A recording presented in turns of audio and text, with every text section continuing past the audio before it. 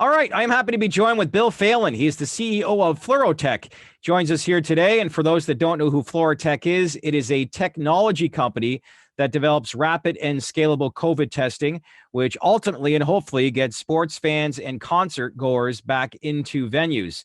It trades on the TSX venture under the ticker symbol TEST, and in the US on pink sheets under the symbol FLURF. I want to begin with how we've heard a lot about antigen testing during the course of this pandemic, Bill. So for those that don't know, what is it and why is it so critical? Antigen tests are really important, and the technology is only improving more. It allows for really rapid testing because rather than having to take a virus and grow pieces of it, which is fundamentally PCR testing, you have to amplify DNA. That takes hours to do, 6 to 8 hours generally. Antigen testing means we're breaking open the virus, we're identifying certain proteins in the virus immediately, and determining the presence of those proteins tell us the virus is there. Okay. It's called a direct testing method. That's the key, direct. So it is very fast. So let's focus now on the solution, which is you, Flurotech. So tell me about the testing platform and why it may be key to getting people back into activities, like I said before, sporting events, concert goers, that type of thing, that they obviously enjoyed during the pre-pandemic life. Sure. I think the best way to frame it for each one of us and for yourselves is ask yourselves a fundamental question. When is the next time I'm ready to go into a ballpark? Right. And sit with 60,000 other people, right? And what is it going to take for me to feel comfortable that the person next to me is healthy? Right. It's almost that simple. And when we frame it that way, we can it puts a very, very different light on it. We know that from all statements made in the public, from Moderna and from others in the vaccine space, testing will be required for years. Mm-hmm. And if you think about it as a consumer or as somebody wanting to attend an event, so you'll see it the same way. So you can expect this as far as testing going into sporting venues, like for the foreseeable future, whether it's baseball, basketball, football, that's going to happen for years to come. It'll be happening for years to come because of the way the virus mutates, all sorts of reasons, but fundamentally the attendee, right? The person, the fan that wants to sit in the seats, in order to bring them back in any sort of big way, they've got to feel comfortable, right? They've got to feel comfortable about it. And it seems counterintuitive, but that's the most important thing of all, is making sure they feel comfortable there. So whether a person has been vaccinated, has gotten a booster, is safe right now, has not been vaccinated, kind of set like a level playing field, if you will, of trust for everybody to feel good about attending. So help me understand, like, how accurate is your testing and how quickly can it be determined? Right now, we're south of 10 minutes, if you will, in terms of total time frame. And in all of our lab work, we're pushing 96, 97% levels of accuracy. Wow. So it's very high. And fundamentally, what we did with our test method is we started off with really well-accepted technology in the field. Lateral flow and vertical flow technologies that have been around for a long time, but we get these levels by optimizing in a very specific way. And then at the very end of the test, we're getting our results with a device that costs close to $30,000. It's a high power instrument used in laboratory settings, scientific instrument, but it's one that doesn't really economically work if you're trying to put one of those into a doctor's office. Right. So it works at high volume. So when I think of 10 minutes, like before the pandemic seems like a long time, but now it's just fans would love to just get back and be in the atmosphere of obviously seeing a sporting event live. What's the feedback been like amongst, have you talked to specific teams, and what's the goal, I guess, with different major league sports teams that you've spoken to as far as, a timeline of getting fans back into stadiums? Each one is in different places because not only are they looking at this as a league, but also then they need to adhere to their own state guidance wherever they're located. So it's very much a patchwork around the country. Sure. And it's safe to say that the way this will evolve in sports, as with most large venues, is crawl, walk, run, sprint. In other words, Right. start small, work your way up, build a level of trust, and then continue to grow back to a larger fan population in the stands. But it will not happen like that. It will not happen overnight. Well, as I said earlier, your stock has performed incredible over the last 3 months. You've seen over a 300% growth. It's garnering a lot of attention, kind of flew under the radar a little bit. Currently, you're conducting clinical trials for later submission to both the FDA and Health Canada. So I'd like to get an idea on the timeline based off of that. And most importantly, why do you think your story is garnering more and more interest in the investment community? I think what's clear or getting clear, I should say, in the eye of the public, is that testing will be around a long, long time, and the vaccine is not a silver bullet. Right. Right, and I think that is the key, that folks are recognizing that this will not all occur overnight. Right. And so it's not a switch that's going to solve it in one pass. So I think there's an acceptance of that. I believe we're in a dynamic that is very similar to something that happened called 9/11, right? During 9/11, it was not immediately apparent how the world would change, but airport security and border crossings changed around not just here, but around the world. Yeah.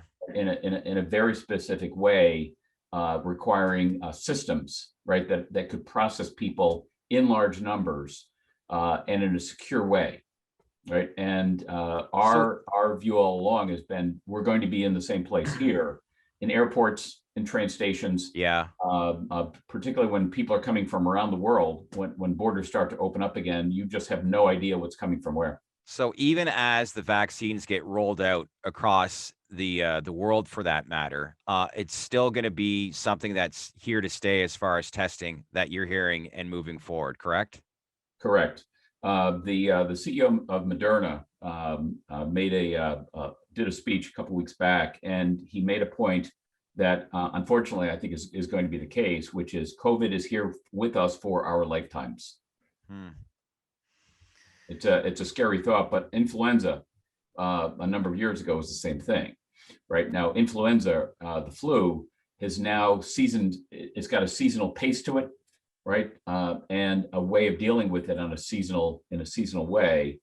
When we look at this one, if it will be here and will be here with us for a lifetime, it's highly unpredictable. It mutates rapidly, and it doesn't seem to have a season. Right. So let's say I'm a season ticket holder. I look at the background. It looks like you're outside of Fenway Park there. And I know there's some people that you've been speaking with the Red Sox. There's been a shift from using tech to having fun to using tech to keep people safe. Brian Shield, he's the Boston Red Sox VP of IT, just joined your advisory board. So why is he the right fit? And what did you see bringing him to the table to advance the company? For each one of the teams, the internal kind of internal teams, if you will, that have been put together to wrestle with this problem and find solutions is a combination of medical people and advisors, along with technologists, because they know anything in this space is going to involve ticketing. It is going to involve a way more integrated approach to it. And in many ways, just like in the rest of our economy, so many different aspects of going to a game now are accelerating even faster. By that, I mean, there's more e-commerce. All the ticketing is online. For sure. All the passes, if you will, are on your mobile device. And that's even accelerated more, to the point that there are some stadiums in the United States that are down to the point where they less than 5% of their total revenues are in physical currency. It's all e-commerce. Yeah, of course. Of course. So it is very much a driver, and as a result, technologists and medical people are heavily involved. So whether I'm at a concert, airport, sporting venue, I'm walking up to the gate, I'm going into the game. Walk me through as to how the whole process then works. You said it's around 10 minutes. So in the event if it's a positive case, you're through, you're into the game. But what does that do, I guess, for teams? And most importantly, just understanding the overall process of leading up to the actual potential entrance of a stadium. Right. You'll be coming up to the stadium, and each entryway or venue is slightly different. right? Whether you're going to an arena for a basketball game or a hockey game or a football game where it's a huge parking lot, or a place like Fenway. But in all cases, the path will be similar. A proctor person will hand you a plastic Ziploc bag. Yep. Just like this, right? Okay.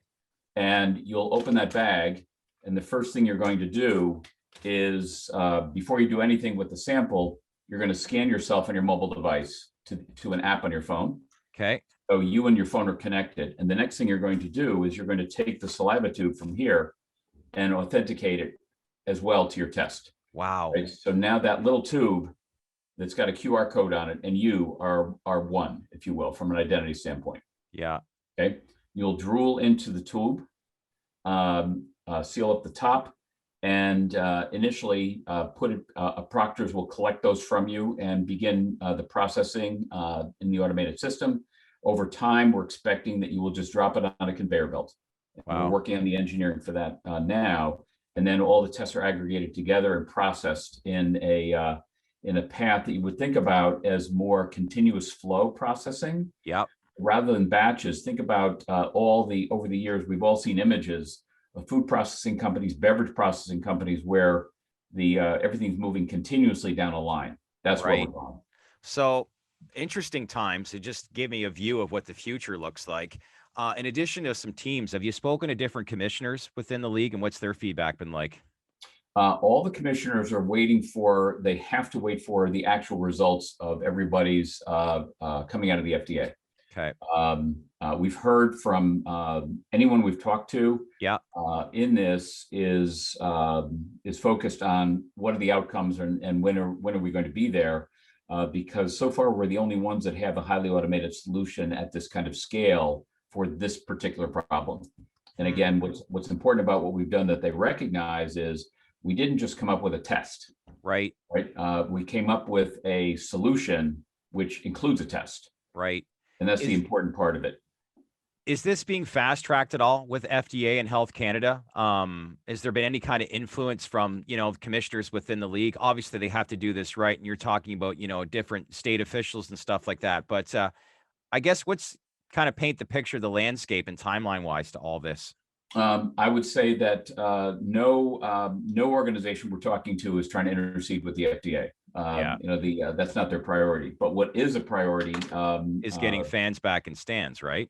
It's for them. But when we look at all the public documents, the public records at the FDA, we read all the town hall meetings with the FDA, with the teams inside the FDA that are processing these, right? And they're really for folks like us to keep us apprised.